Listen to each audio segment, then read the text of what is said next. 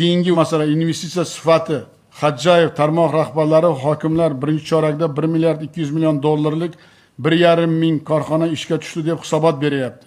Takror aytaman, har bir yangi loyiha, har bir dollar sarmoya faqat va faqat qo'shilgan qiymat, yuqori daromadli ish o'rni va eksportni ko'paytirishga xizmat qilishi zarur.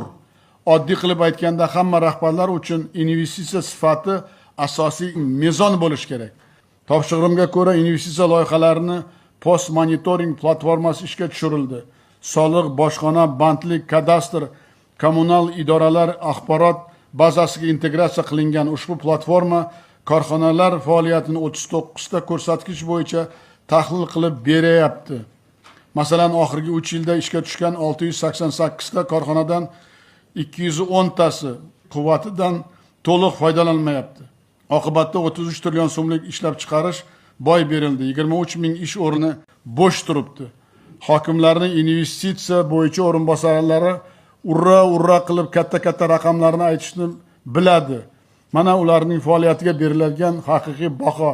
Shuning uchun Hajjayev bosh prokuror o'rinbosari Qosimov 2 haftada 210 ta korxona kesimida yo'l xarita qilib, muammolar yechimi bo'yicha aniq muddat va mas'ullarni belgilasin. Hokimlarning investitsiya bo'yicha o'rinbosarlari 2 oy ushbu korxonalarga borib yotib olsin. Har kuni qaysi korxonada nima ish qilganligini platformaga kiritadi. Birinchi yarim yillik yakuni bilan ushbu korxonalarda oyoqqa turg'izmas